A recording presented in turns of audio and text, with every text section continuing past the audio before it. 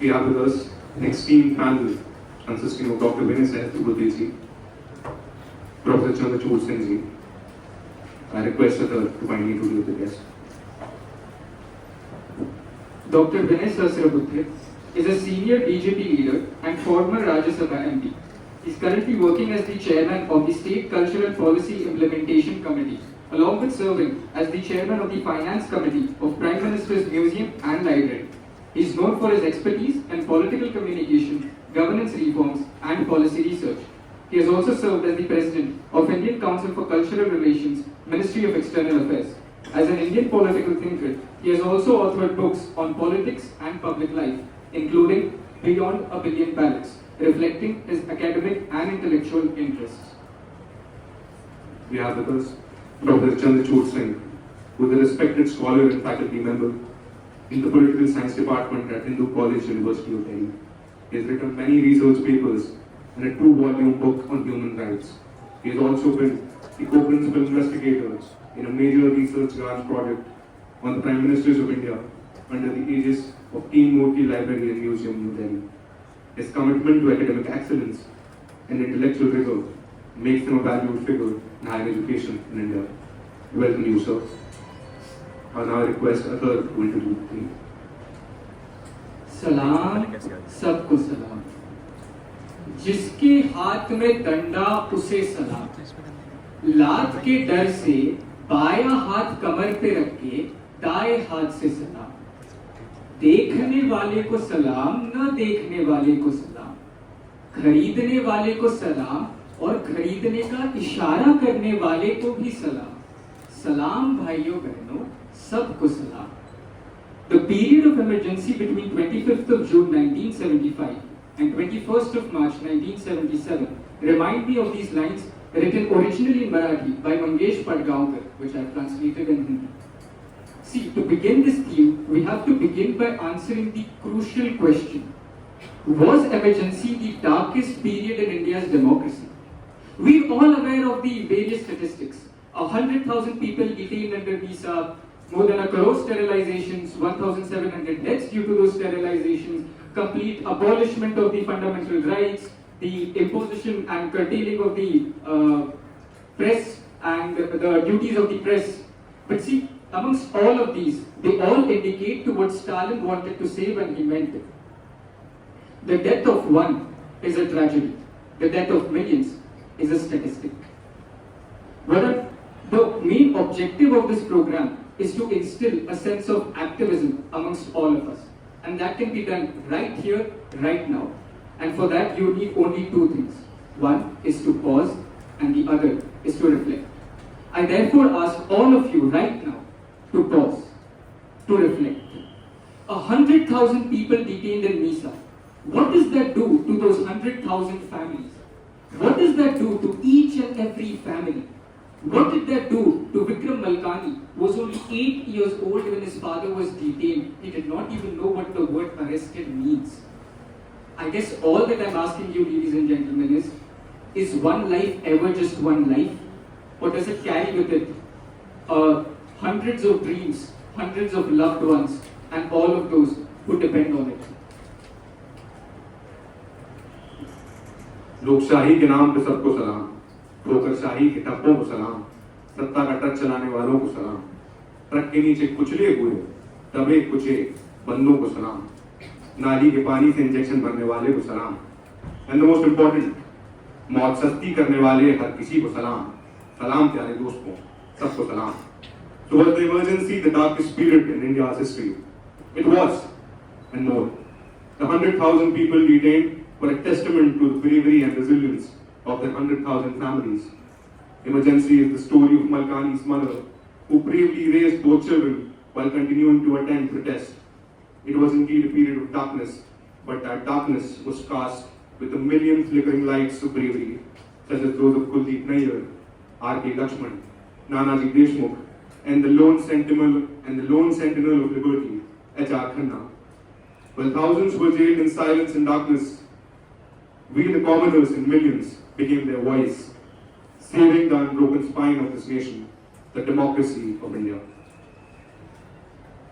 With that, we welcome you all to Emergency at 50, discussing India's democratic resilience, and request our esteemed Principal Sir to deliver the welcome address.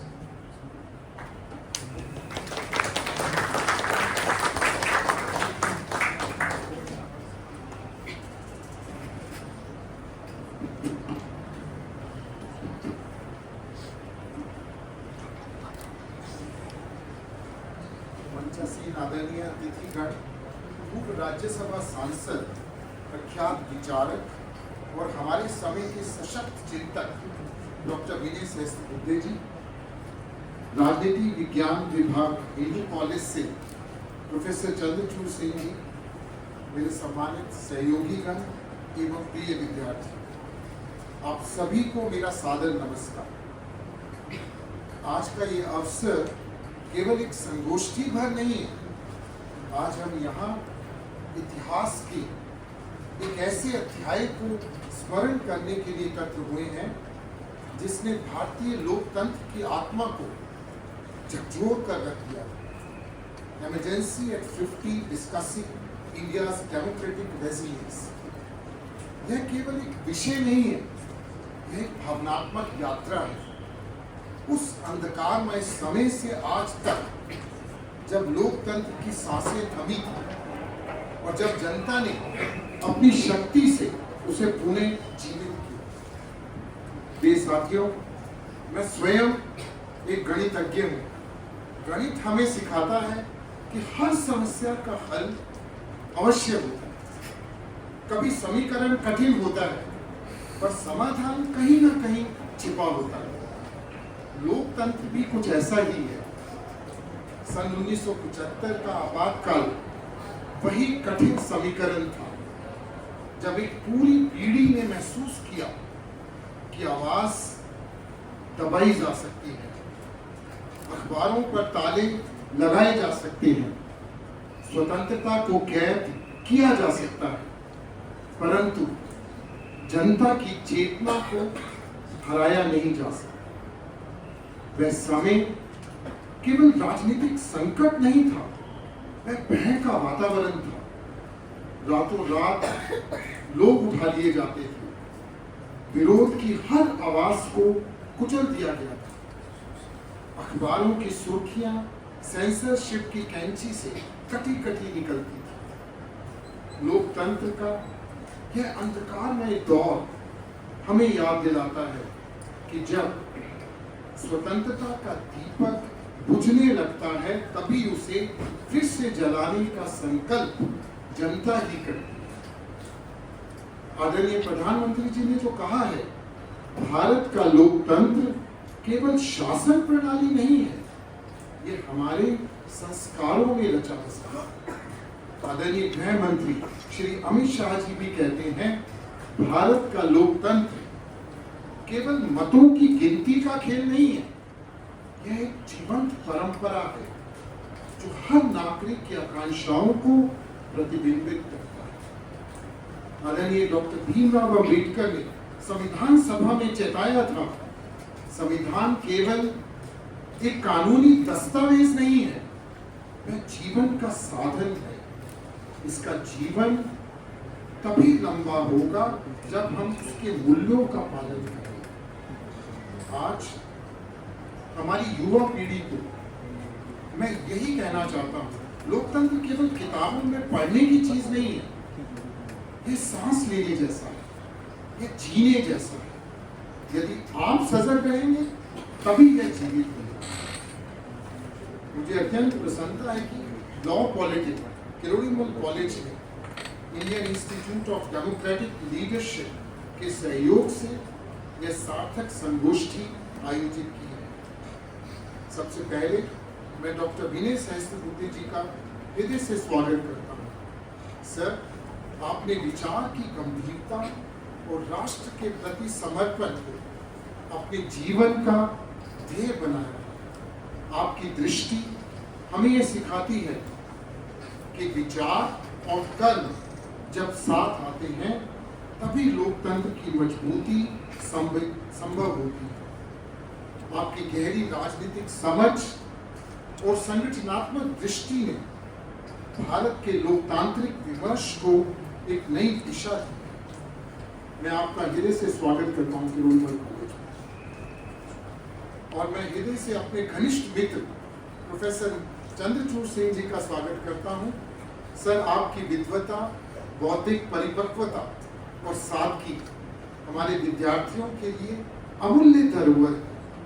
आपके विचार, गहराई और संतुलन के साथ सोचने की कला युवाओं को सच्चे अर्थों में लोकतंत्र मूल्यों को समझने की प्रेरणा देती है। सब we are lucky to have you with us today. साथ ही मैं इस सफल आयोजन के लिए teacher incharge doctor Swati Som, event coordinator doctor Shri Vibhor Paswal और सभी साथी teachers, president law politic Dinaria Shakeel और उनकी पूरी टीम को हृदय से बधाई देता हूँ। आपके परिश्रम और प्रतिबद्धता से ही यह संगोष्ठी संभव हो सकी है। प्रिय विद्यार्थियों, लोकतंत्र केवल मतदान की प्रक्रिया नहीं है, यह सहभागिता है, यह संवाद है, यह सहिष्णुता और पारदर्शिता है। Democracy is like a mathematical equation where every element, small or large, has its part to play. If even one piece is missing, the entire equation loses its balance. In the same way, democracy thrives only when every citizen understands and fulfills their responsibility. मैं अपने वक्तव्य का समापन जन कवि दुष्यंत कुमार की पंक्तियों से करना चाहूंगा।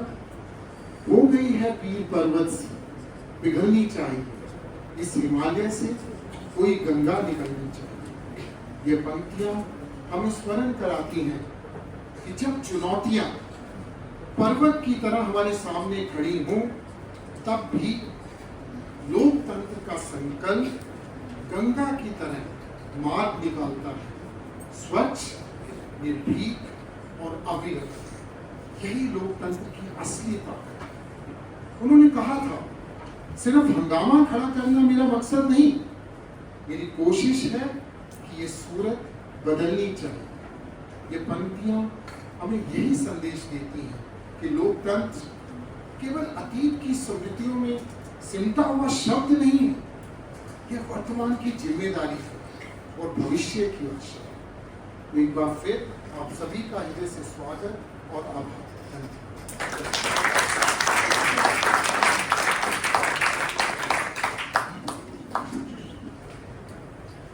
Thank you so much for setting the stage for the discussion, sir. I'm quite sure we are going to remember the words of Dr. Dushant Kumar. And I now request Dr. Chandrachur Singh, sir, to deliver his address.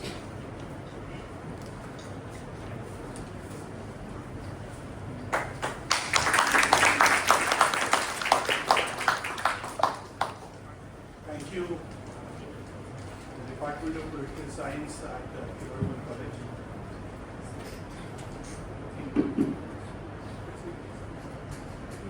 Am I audible there? Okay. So, I don't know, whether I think I'm a misfit here. Normally, teachers are supposed to be taking tests of students. I am facing a very difficult situation today because I have a student who's put me to test. And if the test had happened in some kind of a closed door, I would have still been comfortable. But to ask me to speak and ask me to speak in front of one of the greatest orators of our times, Vinay Sahasrabuddhe ji, is a tough task. And I'm sure you all have that sense of justice. So when you go back, please don't have that comparative thing in your mind, because I tell you very openly and very clearly, I'm no match for sir. And sir is just not a member of parliament, as you know. He's been the Director General of, I think the chairperson of ICCCR, Cultural Relations. I think a wonderful ambassador, cultural ambassador that this country could have had. A great human being. And I'm saying this with a very personal experience, because I've known sir for the last 4 or 5 years. It was during those horrible days of COVID when I had written a small piece for Hindustan Times, and all of a sudden I get a call from his office, and it was a pleasure that somebody as high as he is had that simplicity to call upon a simple college teacher and congratulate for the writing what I wrote. So I think if democracy survives, it is, and if it will survive, it will survive because we have great human beings like Vinay Sahasrabuddhe. I'm grateful to my colleagues here, Swati ji, Vibhor, Ved Prakash ji. Sorry if I cannot call upon all names, but my elder brother, friend, Dinesh Khattar ji. But more than that, the mere fact that you thought of organizing this, that also on the day of democracy, that itself, I think, speaks aloud about la politique. And that's important because you as students of political science should not just be talking about politics, which is a process, which is about institution, but you should be talking about the political, the underlinings of politics. Because there has to be certain things which goes beyond and beneath politics to talk and to give meaning to the processes that happen all around. If you look at the thing for which we have been gathered here, emergency. What is emergency? After all, that emergency was imposed, and a lot of people would argue, was it unconstitutional, was it extra constitutional, and I think a lot of people can debate that. But it was the proclamation of an article which is mentioned in the Constitution called Article 352. And yet we know that it was the darkest decision in the darkest hours of the history of this country. The history of this country, when I say I take into account not just the history of a post-colonial state, but I am talking of a history of a civilizational state of that we know as India. तो वो 352 का जो अनुच्छेद था जिसको impose किया गया, one can argue that it was basically in the constitution, and the constitution it was implemented on that. And as a result, a lot of stifling happened, a lot of freedoms were lost, a lot of voices were choked, a lot of things happened. And I don't think we should go talk about that at this point in time. Because I think the framing of the theme is more important. It's about democratic resilience. And then we see a comeback, starting from 21st of March 1977, when we have had a comeback. Now, is it a fact that after 21st March 1977 हमारे देश में कोई ऐसी परिस्थिति पैदा नहीं हुई जिसमें इमरजेंसी इंपोज नहीं किया जा सकता था? कई ऐसी परिस्थितियां हुई. We've had so many instances. Let me remind you of another instance which happened in 2001. लोकतंत्र के सबसे बड़े मंदिर पर एक अटैक हुआ. You could not have a worse thing than what happened in 2001.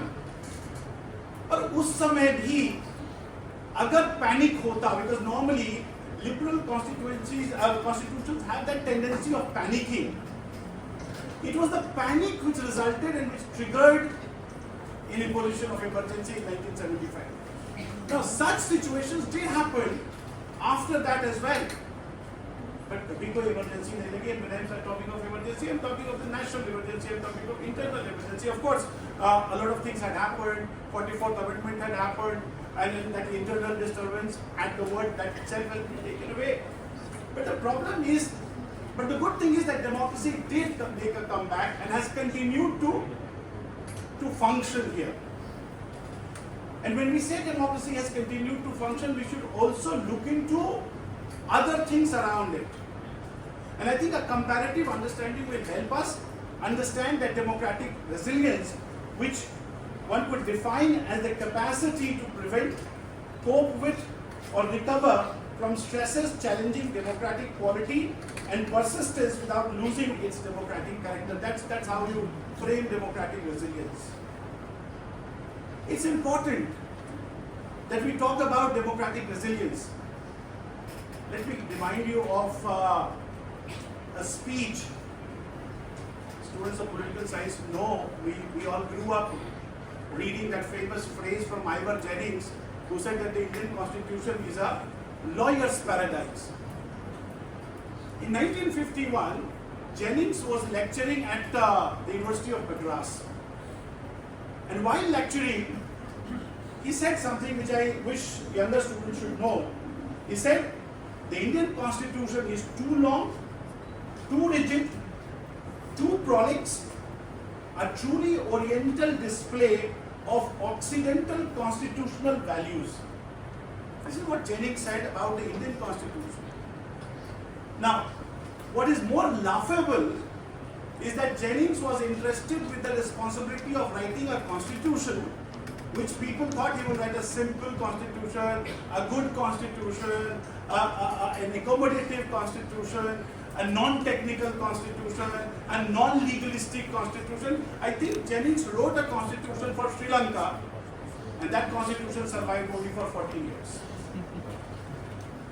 If you look into other practices, the average life of a constitution all around, democratic constitution, I mean, of course, the United States is an exception, and we'll take India as an exception, but generally 17 years.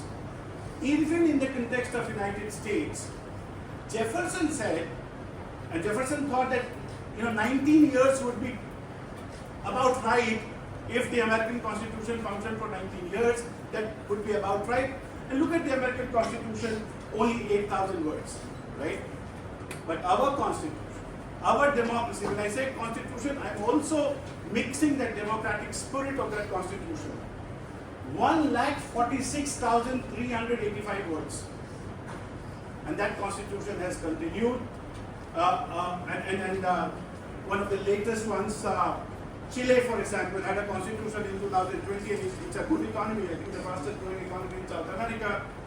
2020 had a constitution. By 2022, that constitution got rejected. So, which means that if the constitution has continued, if governments have come and gone, I think if you take that the 19 months, which of course is a blot on the functioning of democracy, India is a wonderful case of democratic resilience. And that democratic resilience is something which needs to be celebrated.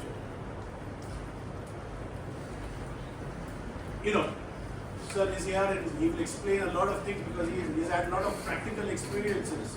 I do political theory, and because I do political theory, I try to frame why is it, A, that emergency happened, B, what are the lessons that we can draw, and how do we see the current politics in that, the lessons that we could draw from there.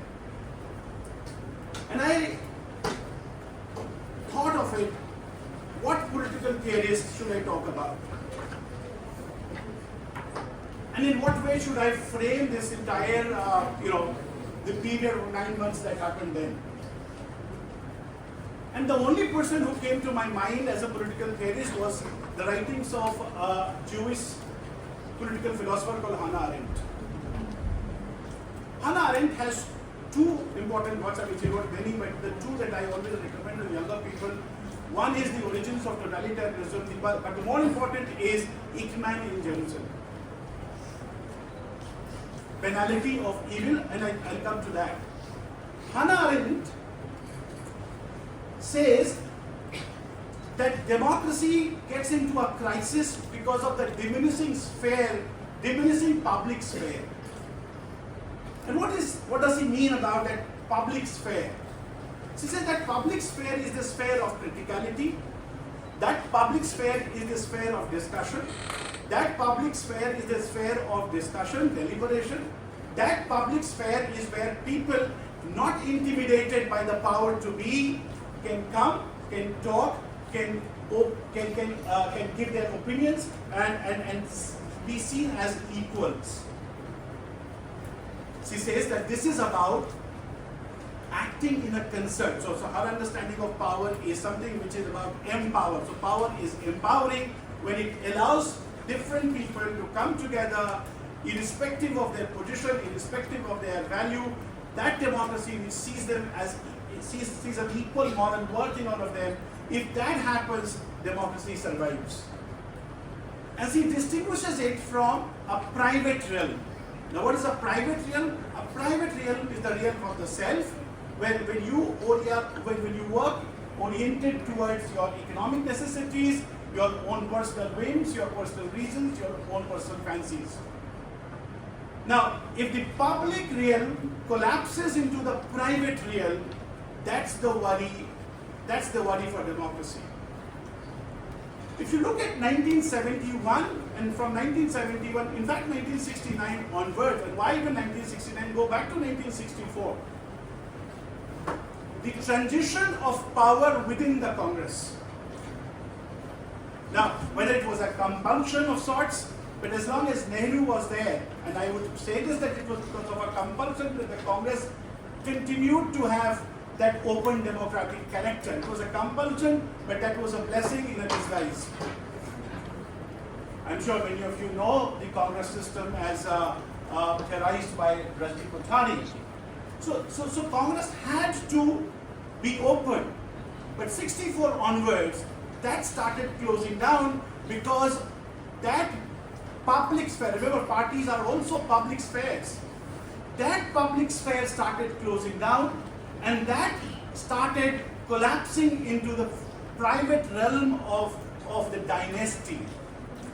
It was that dynasty which closed all spaces, and as it continued closing up, that's when Mrs. Gandhi started becoming that dictatorial, ultimately leading to the imposition of emergency. Let me give you some important anecdotes. Now, we all know that this emergency was triggered by a decision of the Allahabad High Court. Now, while that decision was to be delivered, Justice Sinha, Jagmohan Lal Sinha, Mrs. Gandhi did send, and I am quoting from none other than Fali Nariman's book, Mrs. Gandhi did send an emissary to Justice Sinha, somebody called Mr. Mathur, और कहा कि अगर आपने सिन्हा साहब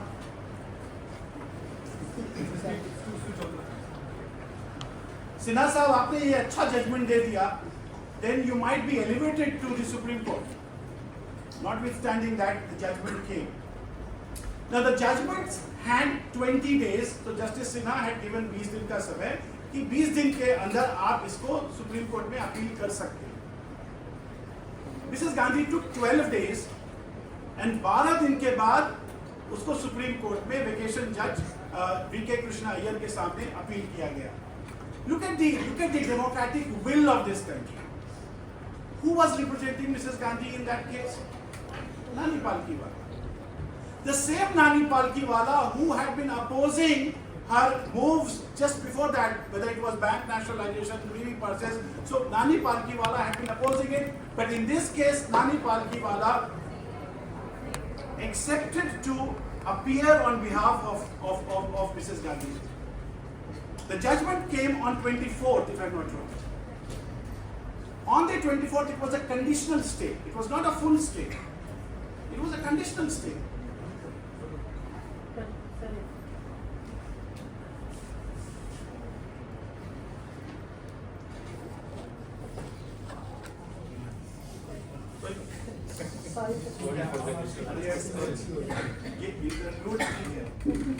अब उस judgement में देखिए क्या कंडीशनल स्टे है. I mean you need to understand these judgements. उसमें कहा गया है कि Mrs Gandhi will continue to be the prime minister, but she will not have the privilege of a member of parliament, and that she will not speak in the parliament. The pressure is building on Mrs. Gandhi.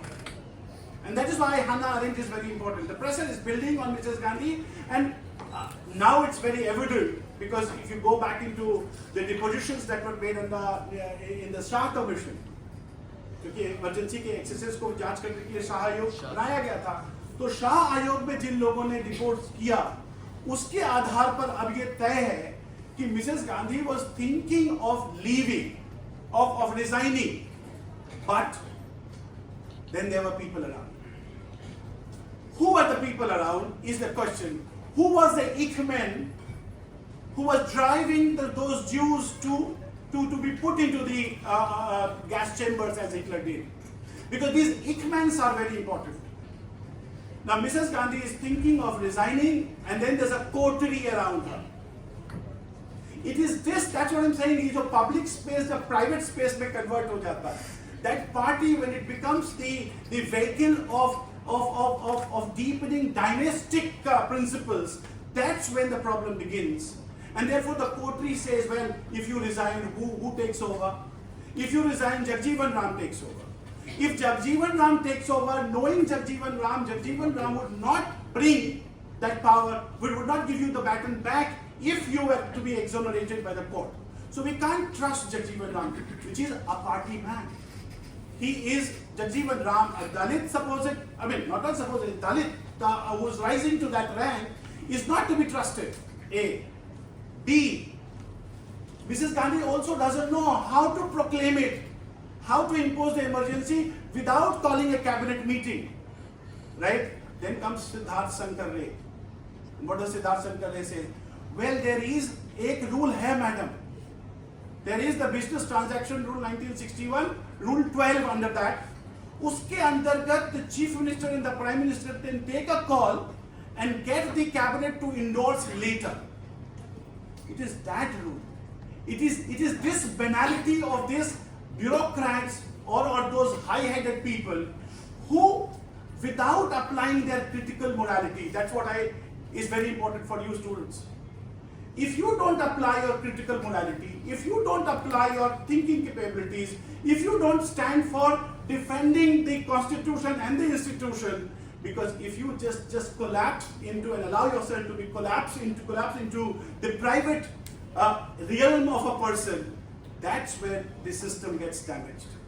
And that is why democracy had to be shamed. That is why Mrs. Gandhi could do what she could do, and that is that banality of evil that Hannah Arendt says.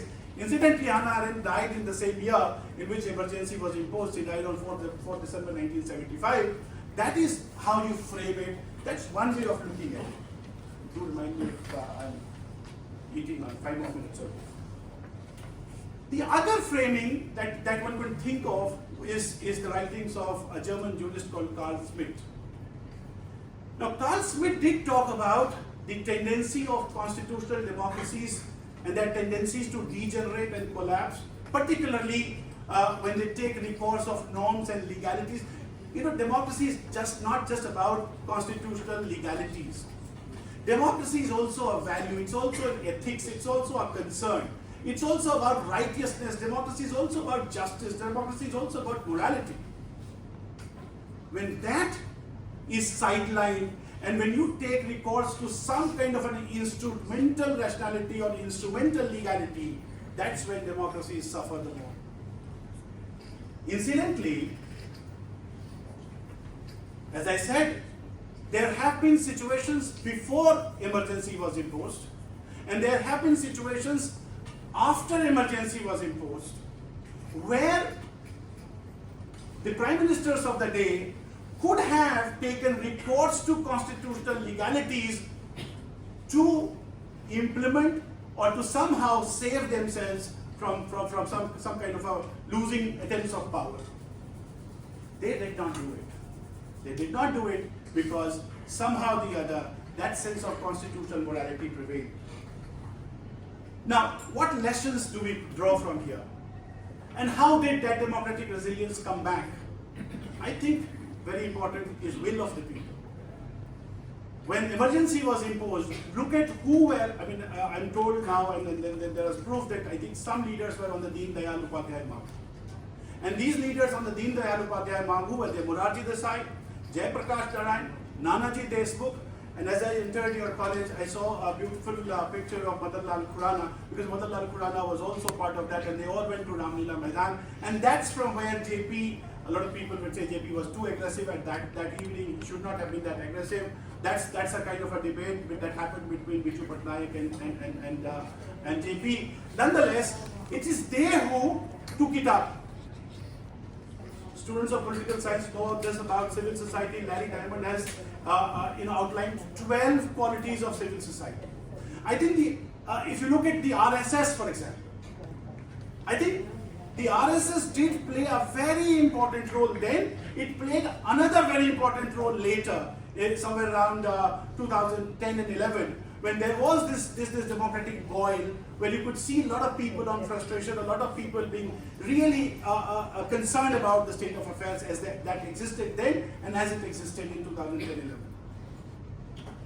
That importance of civic duties is something that civil society, remember whether it was Gujarat, the Navnirman movement, or the Chhatra Andolan in Bihar, I think those were wonderful examples of how this civic responsibility, this civic patriotism was taken up by these civil society organizations, and how that was opposed to Tendel, how that dictatorship was opposed to Tendel. I think the judiciary also played a very important role. Yes, we also know that during emergency, L.K. Advani's famous quote, that they were asked to bend, they started crawling. But I think there's also this example where Justice Khanna stood up. Let me quote something that Justice Khanna said in the ADM Jabalpur case. What did he say? He says, this sacred land shall not suffer eclipse of rule of law, and that Constitution and the laws of India do not permit life and liberty to be at the mercy of absolute power of executive. And if you look to the judiciary after that, a wonderful exposition, because a lot of people say, when we say we the people, who that we means. Does that we mean people who were born before the Constitution was written, or during when the Constitution was written? Because we were not born then. I was just 3 years old when emergency was imposed. The fact of the matter is, over a period of time, how the judiciary is involved and evolved in terms of expanding that horizon of we, how the parliament has evolved in expanding the horizon of we, is a very important thing. And lastly, I know you're eager. Sabr ka phal thoda mikha hota hai, to so as far as the lessons that we must draw, how do we look at the present and how do we relate ourselves to what happened then? I think, and do correct me if you think I'm wrong, the mere fact that the RSS was part of the movement to oppose the dictatorial tendencies during emergencies, and because it also suffered as an organization then, I think, whether explicitly or implicitly, those lessons must have been communicated to the leadership which is currently guiding and steering India to the goal of a developed India. What are these lessons? The lesson number one is that you cannot close down party structures. You cannot have dictatorship within the party, that the party being as a public space has to be opened up.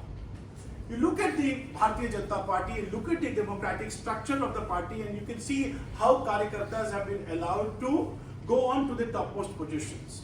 I think that is something. I mean, look at the Karyakartas, a normal Karyakarta, one could not have ever thought of this in any party, forget about any political party, a party which claimed itself to be, to be coming out from a social movement. Even in that party, you don't have Karyakartas going up to that highest echelon and highest echelons of power. So I think that is something which is very important, and I think that has been a lesson which has been done. Second, when you say widening the base, today, for example, maybe when of course Mrs. Gandhi used that radio talk to declare emergency. Look at the contrast. Look at Prime Minister Modi's Man Ki Baat. He's using the radio. And if you must have seen people gathered around the radio, I think that is the public deliberative spaces that the Prime Minister has created. Because when the Prime Minister announces his policies and when he announces his schemes, and when you have a set of people in the hook and corner of this country gathered around those ideas, whether they are critiquing, I mean, it is important that they may not agree with what the Prime Minister is saying, but the mere fact that that space exists where people can open up, when people can share their experiences, when people can share their ideas, I think that is something which is helping in deepening of democracy as well as in widening of democracy. Then you have those digital platforms. MyGov is a good platform where you can go up and open up and share your own ideas. Where you can even be suggestive in terms of what, and I think Viksit Bharat Ambassadors is a good program where students can, as ambassadors, contribute to governance of this country. Most importantly, I think the way in which the governance has now been tuned in, when the Prime Minister talks of women, when he talks of Kisan, when he talks of farmers, when he talks of younger, I think he's creating some kind of a social capital. And that social capital is something which builds trust. And it is that trust which functions and which fuels democracy and makes it more vibrant. I mean, I'll end my talk by simply saying this, that we are living in very difficult times right now. Why is this time different? Because this is what Mrs. Gandhi said in 1975. Of course, he was talking in the context of Jayaprakash movement when she said, democracy is being used to subvert democracy. Now, she said this in a very different context, but I leave it to you, younger boys and girls. Look at the way democracy is being subverted at this point in time. When you cast aspersions on your institutions without substantiating it, when you simply make a loose statement because that gives you media mileage, I think that is when democracy is being subverted, and that is the lesson that we must think about as young boys and girls. Thank you so much.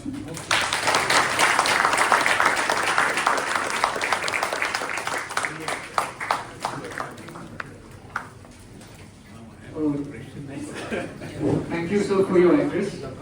We can definitely take home the ideas of underlining of politics, what goes beneath and what extends just beyond. Not only that, but sir, during your definition of the resilience of democracy, you highlighted a very interesting point that despite the authoritarian nature of the regime, authoritarian nature of emergency, our response to it was democratic. And I think that is a very important characteristic. And finally, the idea of critical morality, which is very useful for all of us as future bureaucrats. Thank you so much, sir, for your speech. We have with us as the representative from the Indian Institute of Democratic Leadership, Mr. Utkarsh Bansalji. I request sir to kindly deliver his address.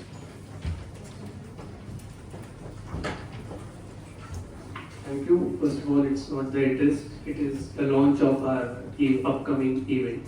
So I would first request our respected panel to just launch our upcoming initiative, for which I'll further introduce you all.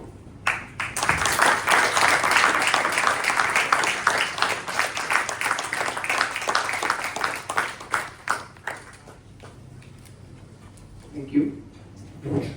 Respected panel, respected faculty and fellow students. First of all, I would like to congratulate you all on the very occasion of International Day of Democracy. It reminds us of our collective effort and our collective sense of responsibility in nurturing our democracy, in making our every effort to increase the definition and spirit and widen the gap of this democracy. This occasion is very preferable in a sense to launch this event. And before launching the event, I would like to introduce IIDL, which is Indian Institute of Democratic Leadership. Since 2017 in Mumbai, it is an initiative of Rambhau Bhalgi Prabodhi, which is preparing preparing the leaders of the tomorrow. As in politics, the politics is considered as a study with no education and no specific degree. But this course aims to fulfill the gap, and it nurtures the leaders of the tomorrow with a routine, balanced schedule, and how they have to work upon, how they have to manage the things, a basic practical learning to face the society, to manage the society, to lead the society. This IIDL aims to develop and nurture the leaders of the tomorrow. Apart from this, it also tries to give the true sense of democracy and constitution, and how well they can develop their feeling for the nationhood, keeping the democracy as well as the constitution in the mind. As India in 2025 is witnessing the 50th year of imposition of emergency. This year is also marked as the 75th year of the adoption of the Constitution. On this theme, on the very occasion of birth anniversary of Shri Jayaprakash Narayan and Nanaji Deshmukh, who were the key role players in agitating India against the movement of emergency. As we all know, as mentioned by Professor Chandrachur, that how emergency has actually defamed India, defamed the values and the constitutional spirit of India. At this moment, as a youth of the country, as the students, as the leaders of the tomorrow, it is our humble duty to discuss this and perform our best of efforts in contributing, in contribution to keep the spirit of democracy thrive and live. For this, with this aim, we are here launching Emergency at 50, lest we forget. Lest we forget that we must remember the debacles of the darkest chapter of the history and the constitution, and we must play our role in improving this and ensuring that this situation never ever repeats. This is an intergenerational dialogue which also aims to connect two generations, to bridge the gap of thoughts between two generations. It is an opportunity for all of us to live the experiences of the victims of emergency. It is our extremest pleasure to have Dr. Vinay Sahasrabuddhe with us, who was imprisoned during emergency. Of course, he will also mention his views upon it. Just pertaining this event, I would like to highlight the key themes of the event among you. So, as mentioned on the second page, what led to emergency, exploring the popular movement. The second is authoritarian governance and erosion of the constitution. Third is Satyagraha against emergency, the democratic response. Fourth, suppression of the media and free speech.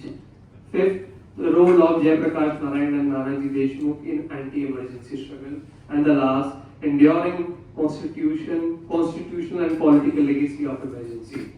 For all of us, it is a course that we should attend on the October 10th and 11th in New Delhi. And after this, of course, you will be blessed to know the real outcomes of that time, and we would be able to contribute in making our constitution better and friendly for all of us. Particularly in this event, there's a scanner at the back of the brochure that you must have received, so you can register yourself. The event can be attended only based on the registration, and then you'll receive the final invitation. And there is one more thing, we are also launching a special session, a special documentary release during this event on October 11th, which would be highlighting the role of Nanaji Deshmukh and Jayaprakash Narayan. How they led the movement, how they created the mindset of the society, and also about the need why it was important. One more opportunity that I would like to introduce to you all is the Satyagrahi Se Samvad. As we are living through this year, and it is more important as we are also celebrating the 75th year of the Constitution. So it is an opportunity for all of us that we can interview the victims of the emergency. So as a part of competition, there will be a specific cash prize. You will get to know when you will be applying for it.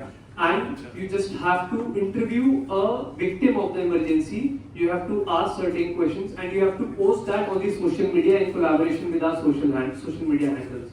And to the best performers, we will be honored to honor them with the cash prizes. So all the information and the things are mentioned in the QR code. I would humbly request you all to please register yourself and make yourself available at the event and do participate in the Satyagrahi Se Samvad. It would be a great opportunity to live through the experiences of the emergency. With this, I welcome Dr. Vinay Sahasrabuddhe for our upcoming address. Thank you.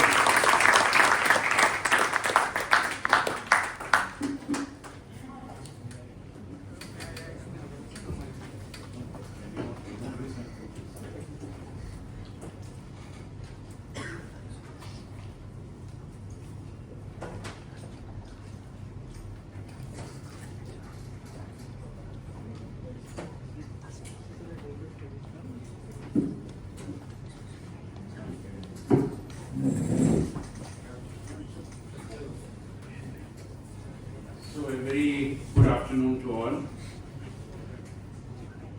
Respected principal of this renowned institution, Professor Dinesh Khattarji, Dr. Chandrachur ji, who gave a very enlightening speech adding to our understanding of not just emergency but democracy in the larger context. Other members of the academic staff, my young friend Professor Vibhor, who has been helping this Emergency at 50 initiative of the institution with which I am associated, and young student friends. Whenever I am invited in a college, generally I am a little shy because of the fact that I don't come from a pure academic stream. I'm more of a practitioner than a researcher of the repute of Dr. Chandrachur ji or many others who are sitting in the audience. And therefore that makes me a little embarrassed to be coming in an academic institution and to be addressing students, young talented students like you. Another reason is that these days, many a times, I am reminded of a witty repartee column which I came across in 1999, much before the days of Twitter and Facebook and social media. Times of India used to carry a witty repartee column where there used to be a very enlightening, witty exchange of thoughts and ideas. And there once a particular young person wrote that these days colleges and college campuses have become so very crowded that if one has to find some loneliness, he has to go to the classroom. So I was not very sure as to how many young students would really be interested in listening to speech, and that too at this hour of 1 o'clock in the afternoon, because this generally is the time for food and not food for thought. But still, I am trying to venture and make few points before you. But at the outset, let me thank Kirori Mal College, their management, their staff, and basically Principal Khattarji for having me over here. एक बात आपातकाल के बारे में अगर मुझे कहनी है, राजनीति शास्त्र के छात्र के नाते, I am also student of political science, तो मुझे लगता है कि emergency in a way was a watershed moment in the history of Indian politics, Indian democracy post independence. मैं ये बोलता हूं इसलिए क्योंकि आपातकाल के पहले की राजनीति, चंद्रचूड़ जी इस पर अगर मैं कुछ गलत कह रहा हूं तो मुझे ठीक करेंगे, और आपातकाल के बाद की राजनीति अगर कोई तरीके से इसको देखे, अभी रजनी कोठारी जी का उल्लेख हुआ कांग्रेस सिस्टम के बारे में, तो ये कांग्रेस सिस्टम किस पद्धति से चरमराई गई, किस पद्धति से एक विचित्र सा स्वरूप उसका निखर कर आगे आया, ये सारा हम देख सकते हैं अगर इतिहास का अवलोकन करेंगे। तो आपातकाल, और राजनीति शास्त्र के छात्रों ने, मैं मानता हूं कि इसको जांचना चाहिए, परखना चाहिए, not just because I am saying, I mean you may have your own assessment, your own opinion as well, of course, but I sincerely believe that emergency proved to be a watershed moment. ये बात तो सही है कि it was a blot on the democratic history of India, because never before in the past such a blatant effort was made by the ruling party and the leadership of that party to, in a way, imprison the entire nation. मुझे याद है अटल जी ने जब emergency हटी, मतलब हटी तो नहीं थी मगर चुनाव घोषित हुआ, तो शिवाजी पार्क में मुंबई में एक बड़ी जनसभा को संबोधित किया और उन्होंने इन शब्दों का उपयोग करते हुए कहा था कि पूरे देश को श्रीमती गांधी ने एक दृष्टि से जेल के अंदर डाल दिया। अटल जी ने आगे चलकर कहा, क्योंकि श्रीमती गांधी संदेह ग्रसित थी, she was paranoid with suspicion about each one and everyone. And therefore Atal ji said, हर पेड़ के पीछे, and there came that famous pause of Atal ji, हर पेड़ के पीछे उन्हें साजिश नजर आई। That was the time, and I can say that I was fortunate enough to, in a way, contribute my mite by way of offering satyagraha and being in the company of satyagrahis behind the bars for almost 45 days in Yerabra prison in Pune. और बहुत अनोखे अनुभव रहे। मतलब आप छात्र है, युवा है, भारत की भविष्य की रूपरेखा बनाने वाले आप हैं, जो विकसित भारत का सपना माननीय प्रधानमंत्री जी एक सोच के रूप में हमारे सम्मुख लाए हैं। उस विकसित भारत को बनाने वाले, जीने वाले आप लोग। तो आपको ये पता होना चाहिए कि आपातकाल के विरोध में जो संघर्ष हुआ, उसमें न केवल एक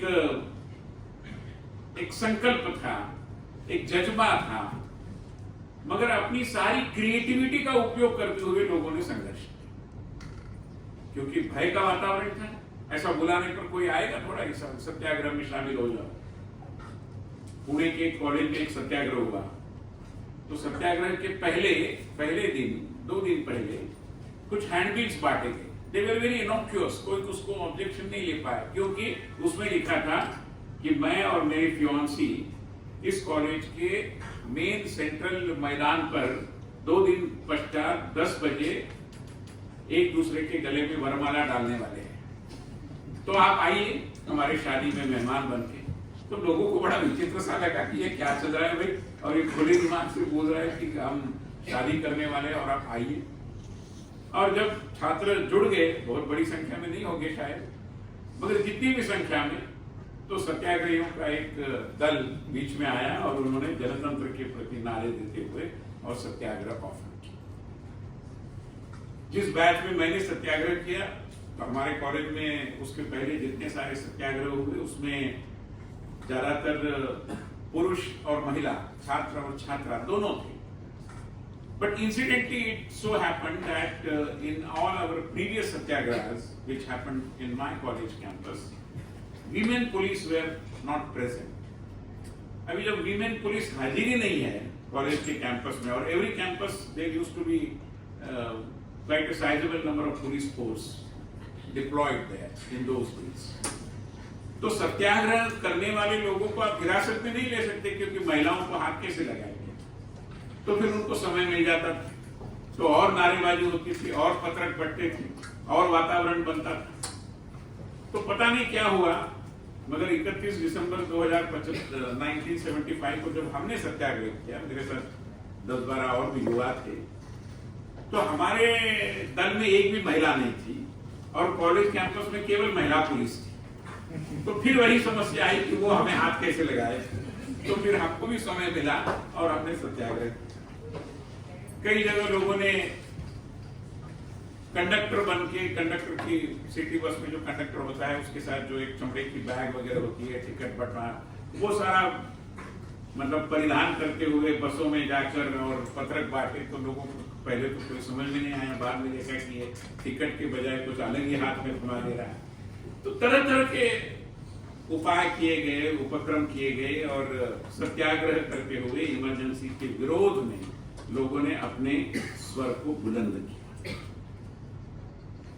मगर ये सारा सत्याग्रह होने के बाद श्रीमती गांधी ने इमरजेंसी उठाने के पहले चुनाव घोषित करने के बाद और बाद में इमरजेंसी उठाने के बाद भी अभी जब 50 साल हो रहे हैं, तब एक पर्सपेक्टिव में अगर हम देखेंगे कि what happened, how in a way emergency changed the politics of India.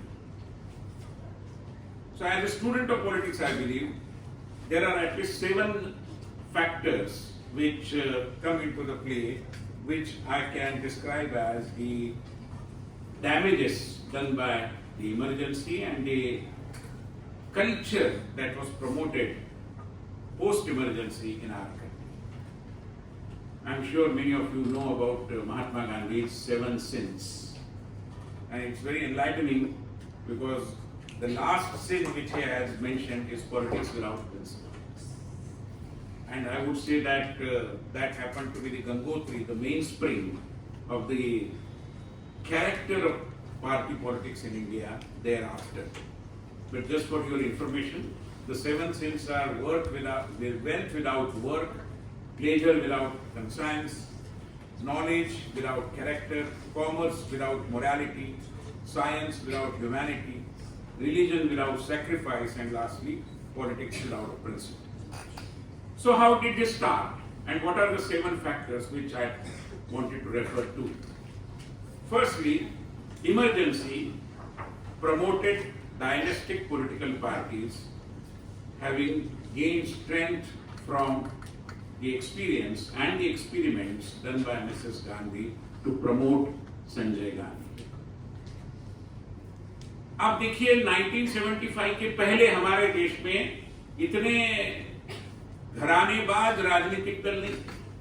You are students of political science. I'm sure you are aware of the number of political parties that we have in India. Any guess? Any idea? 1300. Sorry? 1300. 2500. You are close to reality. It is more than 2,700. That is the number of political parties that is registered and recognized both.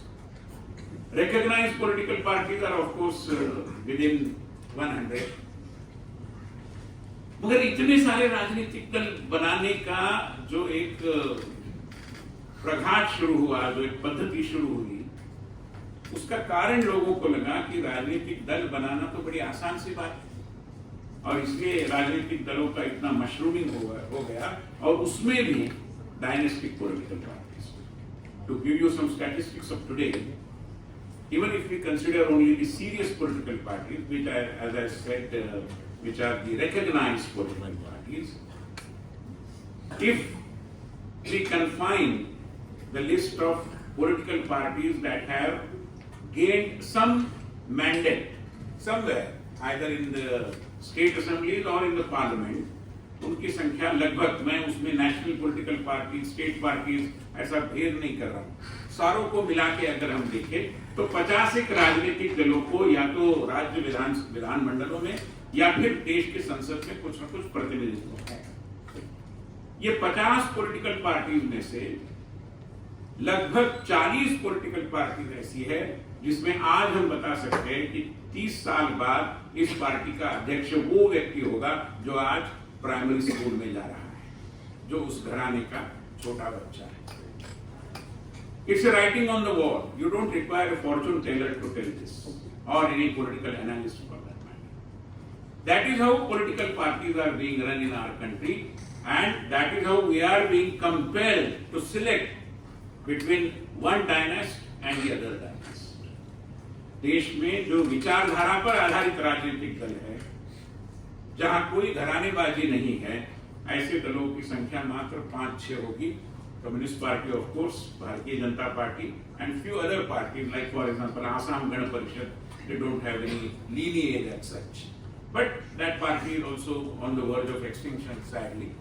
तो ऐसे बहुत गिने चुने राजनीतिक दल है जो विचारधारा के आधार पर काम करते हैं, घराने के आधार पर काम नहीं करते, और इसलिए घरानेबाज राजनीतिक दलों की जो बहुतायत होने लगी, उसका प्रारंभ इमरजेंसी ने किया। Thackeray came after emergency. I mean, they got into prominence only after emergency. Lalu Prasad Yadav after emergency. Even for that matter,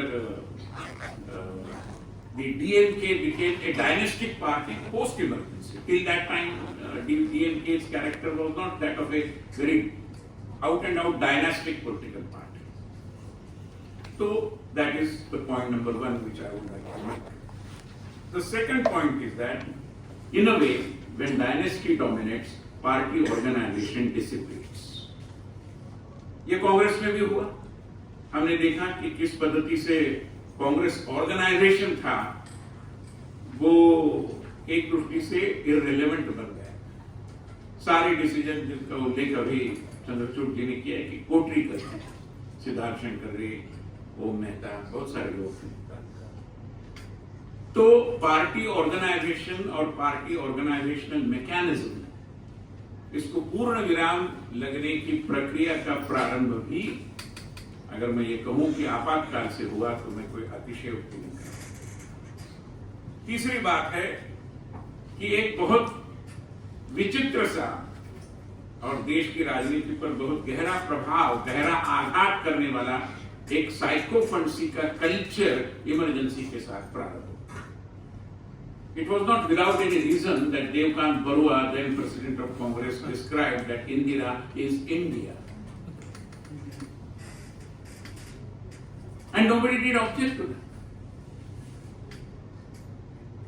And therefore the culture of sycophancy, where you have to sing peans all along, every time of the supreme leader of the party, ये वहां से शुरू हुआ। और उसके विरोध में कोई बोलने की किसी की क्षमता नहीं, क्योंकि इंटरनल डेमोक्रेसी लगभग समाप्त ही हो चुकी है। तो ये एक तीसरा आघात है कि हमारे डेमोक्रेटिक कल्चर पर एक दृष्टि से ये, जिसको हम चमचेगिरी का कल्चर कहेंगे, वो साइकोफंसी हावी होने की प्रक्रिया का प्रारंभ इमरजेंसी के साथ हुआ। ये तीसरा विषय है। चौथा विषय है हमारी विभिन्न डेमोक्रेटिक स्ट्रक्चर के जो पिलर्स होते हैं, जो स्तंभ हैं, उनको डैमेज पहुंचाने की भी प्रक्रिया शुरू हो गई। The first of course was judiciary. I mean, in spite of the courage shown by judges like V.K. Krishna Iyer or Mr. Sinha, other members of the judiciary decided to go with the ruling party and the ruling establishment. आज हम देखते हैं कि कोई भी Tom Dick and Harry public interest litigation करता है और न्यायमूर्ति उसके ऊपर निर्णय देते हैं, या कभी कभी सुओ मोटो उसको केस बना लेते हैं। कोई उनको पोस्टकार्ड लिखता है और उसको एक केस बना लेते हैं कि इस पोस्टकार्ड पे जो कंप्लेंट आई है, we will make a case out of that. And when the entire nation was converted into a prison, many people, without any hearing in the court, without even presenting them before the court, they were imprisoned and the judiciary took a spectator's role. तो judiciary का अधपतन, मैं मानता हूं कि उसका भी प्रारंभ बिंदु आपातकाल है। तीसरा और एक जो बिंदु मुझे कहना है, पांचवा, वो है हमारी संविधान के प्रति जो प्रतिबद्धता है, constitutionalism, that was also served a great damage due to emergency. The way constitution was amended, socialism, secularism, ये शब्द हमारे प्रियम्बल में डाले गए without any true support coming from the Lok Sabha or the houses of parliament because many members were in prison. So how can you say that this was passed by the parliament when members were imprisoned practically? तो ऐसी सारी स्थिति में हमारा constitutionalism जो है, संविधान के प्रति हमारी प्रतिबद्धता जो है देश के नाते, उसको भी एक बहुत बड़ी ठेस मैं कहूंगा कि उस समय पहुंची। छठवां बिंदु है हमारे मीडिया ने जिस पद्धति से चुप रहना पसंद किया। मैं एक बार एक इंटरनेशनल कॉन्फ्रेंस में गया था चंद्रचूर में, तो there are many agencies who come out with indices about the quality of democracy, and the professor, I think it was University of California, and he came out with some report done by that university telling me that India in this index of the health of democracy comes below Haiti. I said it is because of the alphabetical order that I comes after H. Maybe I can see a point in what you are suggesting, but how can you put us that below? तो उन्होंने कहा no sir, your country had that emergency. मतलब विदेश में जो भारत के जनतंत्र के प्रति अध्ययन करने वाले लोग हैं, उनके दिमाग में ये फिट बैठा है कि आपने इमरजेंसी को यहाँ आने दिया और इमरजेंसी को एक रूप से सहन किया। तो ये भी एक विषय है कि हमारी जितनी सारी प्रसार माध्यमों की एक श्रृंखला है, उस समय तो प्राइवेट चैनल्स थे भी नहीं, but basically print media, they decided, as what Chandrachur had quoted Advani ji, that the government wanted them to bend a little and they decided they accepted to crawl. तो ये कोई हमारी माध्यमों की जो दुनिया है उसकी भी उसकी गरिमा में कोई बढ़ोतरी करने वाला विषय नहीं है। तो ये भी मैं मानता हूँ कि एक गहरी चोट इमरजेंसी का एक डैमेज है। And the last, the seventh and the most important is our intellectuals, our thinking circles decided to keep quiet. If you scan through the list of people who were in prison, who chose to offer satyagraha, who spoke against the government, who wrote against the government, the number is too small to be reassuring about the strength of our intelligence. I mean, scientists, vice chancellors, academics, people who are expected to guide the society, they themselves decided to keep quiet. In a way, meekly accepting the draconian rule of democracy. And therefore, this is the seventh and most important damage done to the society due to emergency. अभी इसको हमने याद क्यों रखना चाहिए? क्योंकि मुझे लगता है कि आपकी जनरेशन जो है, आपके पास उस जमाने में अभिव्यक्त होने के लिए जितने साधन नहीं थे, उससे कई गुना अधिक साधन आपके पास है, thanks to the emergence of social media. So I would only suggest कि पहले सोचो, अध्ययन करो, भूमिका लो, take some approach, take some side, don't be a fence sitter and then articulate. अभी क्या हो गया है कि फेसबुक, ट्विटर, इंस्टाग्राम, इसके कारण हमारी अभिव्यक्त होने की लालसा बढ़ी है, और जो उसका होमवर्क है, which is think, study, take some position, इसको हम नकार रहे हैं। तो मैं मानता हूं कि शायद बेहतर होगा अगर हम सोचेंगे, थोड़ा अध्ययन करेंगे, एक भूमिका लेंगे तर्कसंगत, और फिर अभिव्यक्त होंगे, तो मैं मानता हूं कि गणतंत्र के लिए भी वो बड़ा लाभकारी होगा। And most importantly, vote. जब भी आपको चुनाव में वोटिंग करने का अवसर मिलेगा, प्लीज डू वोट।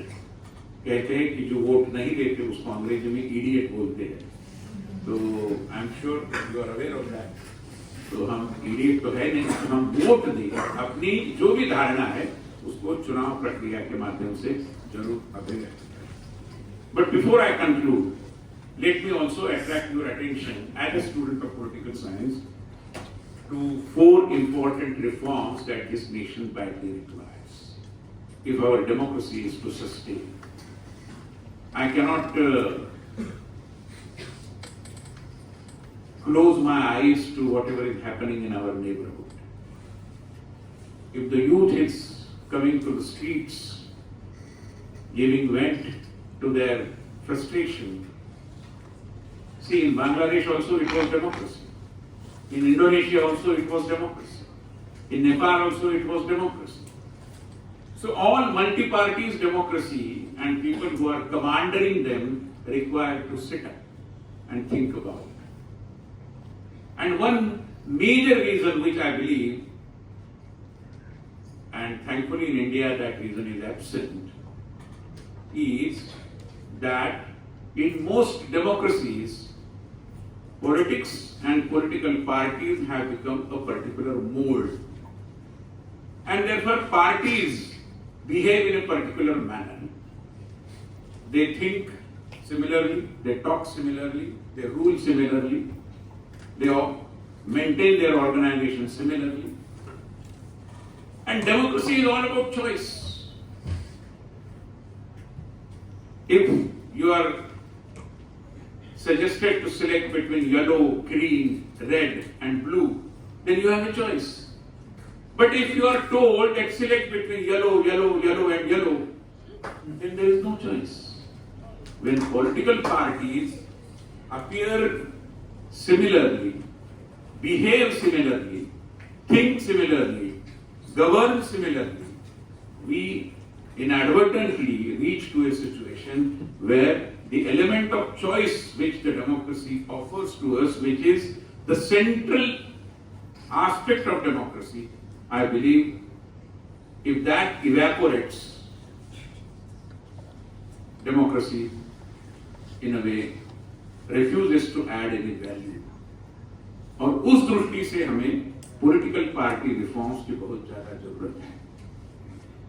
पार्टीज के लिए कानून हो सकता है, अगर उनको गवर्न करने वाला कानून जिसके कारण उनकी इंटरनल डेमोक्रेसी और उनका पॉलिसी पर्सपेक्टिव, क्या उनके पास कोई थिंक टैंक, क्या वो कोई वैल्यू ऐड करने की क्षमता रखते हैं, क्या उनके काडर को एक विशिष्ट पद्धति से भी क्यों न हो, अपनी जो भी विचारधारा है उसके आधार पर भी क्यों न हो, क्या वो ट्रेन करते हैं, क्या उनका कैपेसिटी बिल्डिंग करते हैं?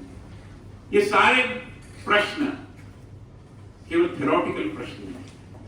In the absence of answers to these questions, our political parties have become institutions which the economists once referred to as empty vessels. So if we have to save our political parties from becoming empty vessels, we need to pay attention to them. And therefore, political party reforms is the first thing which I believe this nation requires. Second is electoral reforms.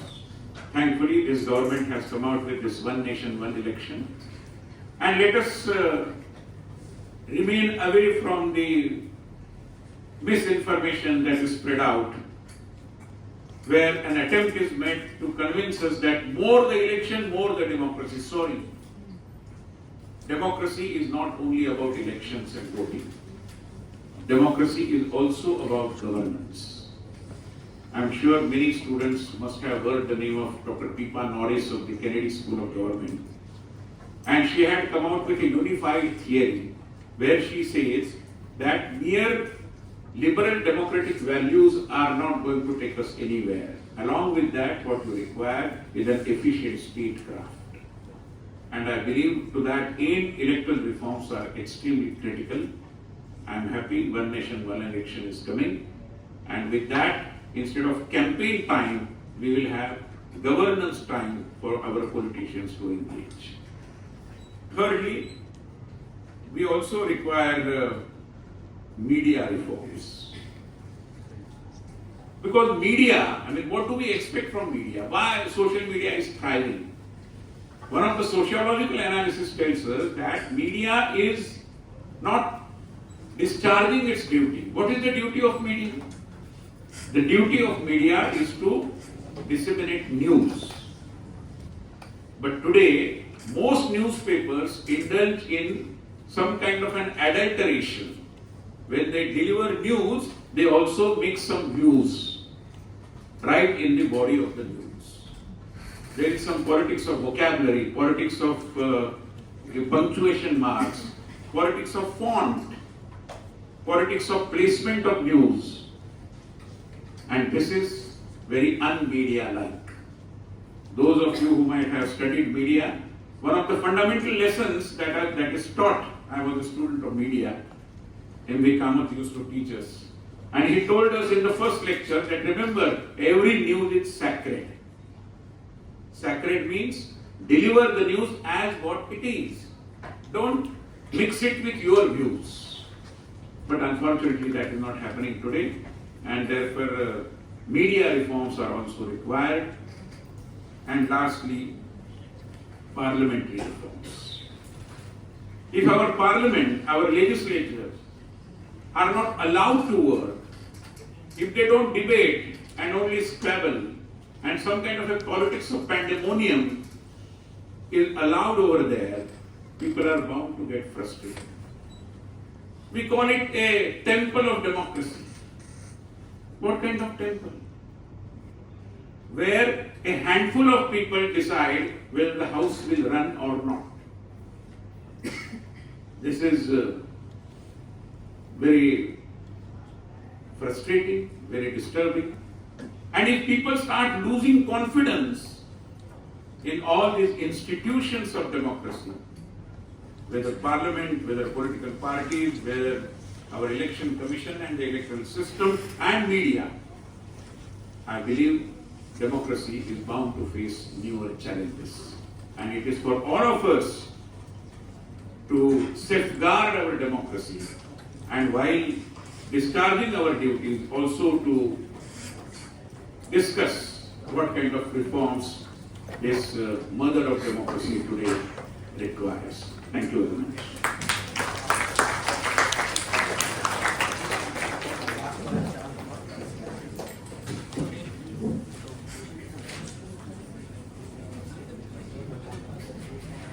Thank you, sir, for the wonderful address.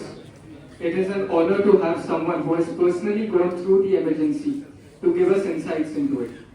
Along with that, your insights on the functioning of the party system, along with the damages that emergency has done to India's democracy, are truly insightful. Thank you. I now request Vinay sir to kindly felicitate Dr. Chandrachur Singh with the literature of Indian Institute of Democratic Leadership and Ram Bhao Murthy.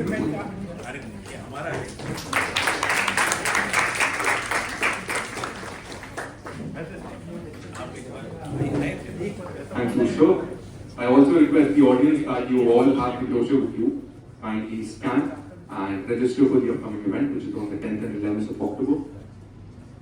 The floor is now open for questions. We already have a list of questions with us. And on behalf of the audience, we will be asking the questions to the guests.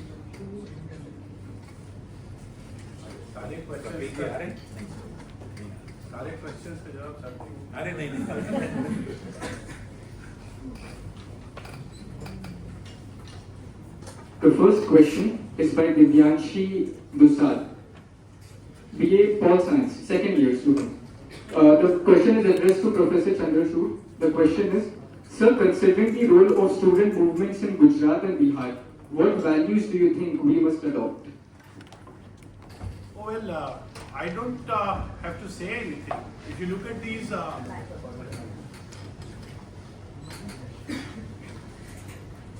I mean, what is something that separates a student from supposedly a non-student?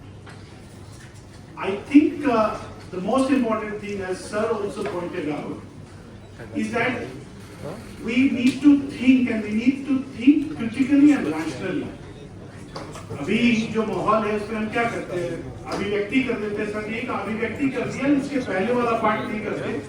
So I think students should first think and think rationally and critically and do not accept because something has been said.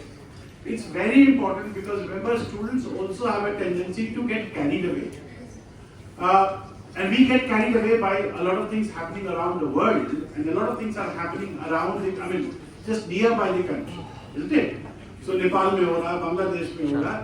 I think I'm a bit scared because if students do not apply, and I'm sure our students will apply their minds, but I think you should apply your mind. Take things not because somebody has given it to you.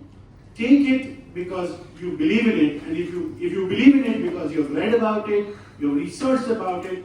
So you know when Vibhor put me to test and he said कि आपको ये जो सबसे बुमराह साहब के सामने batting करने के लिए जाना पड़ेगा, तो I lost a lot of at least I lost 3 nights because I was consistently reading and pointing out because I thought I will speak something which is original. So I think as students, you should read. A lot of students do not read. I never read when I was your age, but don't do what I did. You should read because if you don't read, you will not have a mixed Bharat. And you know, may I take the liberty and the permission from sir to say this, that हमारा देश एक बहुत बड़े प्रयोग से गुजर रहा है. पूरे विश्व में कोई ऐसा राज्य नहीं है जो लोकतांत्रिक था और विकसित हो गया. कोई ऐसा राज्य नहीं, कोई ऐसा देश नहीं है.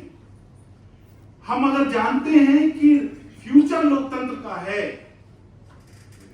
तो इसलिए बहुत जरूरी है कि हम लोकतंत्र के साथ विकसित हों, तो वो मुझे लगता है मानक होगा पूरे विश्व के लिए. Because if you look to the philosophers, whether it's Kant or Angel or anybody else, if we believe in democratic peace, peace cannot come unless you are developed. And to have a democracy and then to develop, I think is a pious aspiration, and the youth should dedicate itself to achieving that pious aspiration. I think this is what I would say as far as the youth movement is concerned. The next question is to Vinay sir. So you've been a student activist while the emergency was enforced. What do you think about the current generation? Do you think the student activists or the student leaders of today, are they in a position to play a similar role like you did? Well, I am very optimistic, but one thing is that I mean it's very natural. At that point of time, maybe for our generation, the established generation of that times might have thought in the similar fashion as what I am thinking right now. That the Gen Z or the next gen or whatever you call it appears to be extremely in a hurry, and therefore everybody wants to achieve something, everybody wants to exhibit something, show something, everybody wants to say something, which is okay, but not okay without any homework. There has to be a sense of purpose. In that sense of purpose, if we lose, I believe we lose not many precious things. And therefore, my earnest appeal to my young friends is let us be conscious about 4 crises as well, which I have been trying to explain to my younger friends. The first one is crisis of purpose. The second one is crisis of authenticity. Third one is crisis of ownership. And the fourth one is crisis of relationship. So all these crises, I believe, are haunting not just our society, but the entire humanity. And the earlier we become conscious of them and try to overcome them, the better.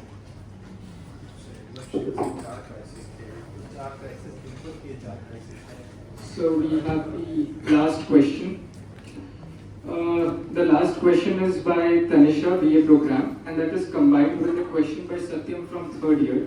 The question is, during emergency, a lot of clutter took place, and killing of innocuous opposition was the major event to hide the truth. We believe the opposition could have done something better, and that is combined by Satyam's question, who thinks that while on his way to this event, he was hearing Mr. Abhishek Manu Singhvi, and he mentioned the trust deficit around democratic institutions.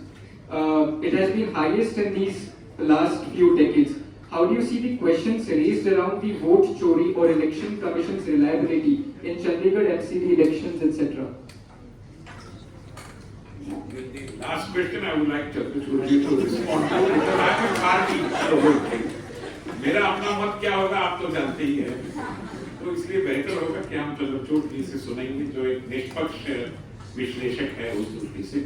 मगर जो आपका पहला सवाल है, which was about, if you could just repeat that. Yes, sir. The last question was asking that a lot of clutter and killing of innocuous opposition took place. So could the opposition have done something better? Well, you can always say that opposition could have done better. And there, I mean, there is no point in arguing or counter-arguing. Yes, of course, I mean, while braving emergency, but the opposition at that point of time was also not so very strong. It was, in a way, thanks to emergency that the opposition gained some strength. Otherwise, just about 4 years before, the combined opposition, the Badi Aghadi, what the entire Morcha, Sanyukta Morcha, combining Charan Singh's party, Morali Desai's Congress O, Jan Sangh at that point of time, and the socialist parties, I mean various socialist groups, all of them were rejected by the people just in 1971 and 72 as well, almost. So the opposition was not very strong at that point of time to brave the challenge posed by emergency in a more effective manner. And whatever they could do, of course, whatever cadre they had, they tried to motivate them to offer satyagraha and ensure that emergency is not accepted meekly. But as everybody knows, the major part of satyagrahis was coming from the RSS. That is a fact. But the other question, I would like Dr. Chandrachur. That's a tough thing, but I think hindsight, everybody is wiser and smarter, right? So we can look back and say, well, the opposition could have done this, X, Y, Z, and you can go on. I mean, on a lighter note, I must tell you, when they all gathered in Ramlila Maidan, there was a kind of a heated exchange between Biju Patnaik and Jayaprakash Narayan because Biju thought that Jayaprakash was becoming too much aggressive. Nonetheless, I think the situation in which they were, given the might of the state as it was, I think the opposition did a fantastic job. That opposition also, there's a collateral to every movement, and I think the collateral was well, the collateral negative that happened was well pointed out by Sir when he said that it did lead to a lot of dynastic parties because these dynasts also emerge as part of the GP movement, and that happens when you have a mainstream movement. You also have such kind of negative things which happen, right? And I think that is why towards the end when he said we need to reform and we need to have electoral reforms, party reforms, I think that's something which would make it complete. On the other question, I mean, yes, we've had that kind of thing that is highlighted in Chandigarh, in Punjab. And it may have happened elsewhere also. So let's not say that nothing has happened, right? But if you go back to what I said in the start of my lecture, I mean, look at India as a whole and look at the institutional functioning of the constitutional functionings of the institutions mentioned therein as a whole. So you will have to judge on that whole rather than looking at pricking one incident here or there, right? As a whole, democracy has functioned. As a whole, power has transferred. I do not recall any prime minister who has lost his power and said we will not transfer power to anybody else.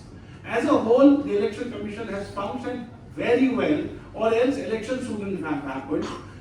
Think of, you must have not been born, but think of the mayhem, the word mayhem and the constituency mayhem became synonymous with each other at one point in time when votes were rigged and all sort of violence would accompany elections, particularly in my home state, India.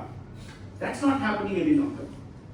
That's not happening any longer. So, remember, we are supposedly a post-colonial country with a civilizational legacy, right? So we are having to balance that paradox as well. And therefore, if you just pick up one, ये tendency हो गई है ना कि अब आप जैसे कहते हैं सर आप तो अंग्रेजी बोलते होते लेकिन you said one word in English. Now that is something which goes against the ethos That is something which is, something that I would say. Let's not look it into one problem here and there to paint the entire story as if there's complicity everywhere. So we will have to see that a country, a developing country with a lot of issues here and there, these are bound to happen. I don't know which gentleman was being quoted, but look at that gentleman and look at what has happened with that gentleman's past. You'll understand why is he and where he's coming from. Thank you so much, sir. We now request Dr. Swati Soam, the teacher in charge, Department of Political Science, Kirori Mal College, to deliver the vote.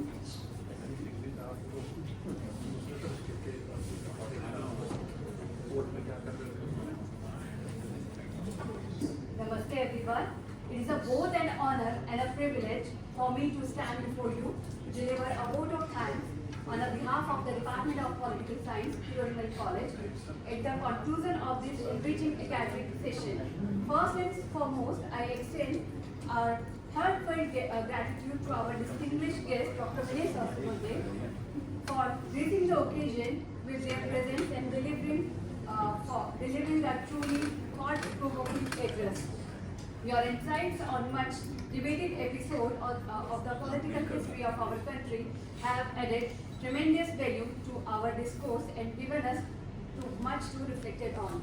And sir, one of the most important things, I'm thankful to you personally for putting the light on the responsibility of the youth is important. अभिव्यक्ति की आज़ादी के साथ एक नैतिकता, एक critical thinking और research किस तरह से जेन ज़ी को व्यवहार में लानी चाहिए. Thank you, sir. Special thanks to Professor Chandrachur Singh ji for providing the academic input to this session. Your thoughts and ideas have immense value, sir. Your reflection on the subject was unique, thought-provoking, and reflecting of the depth of the academic inquiry we strive to nurture. I would like to thank our principal, sir, for their continuous support and encouragement in organizing such significant academic events which promote the awareness and intellectual growth among the students. A big thank to you all, the faculty members, the senior professor, Professor Anshu, Professor Satendra, sir, Professor Vats, and all the professors sitting here. Especially a big thank to Vibhor ji,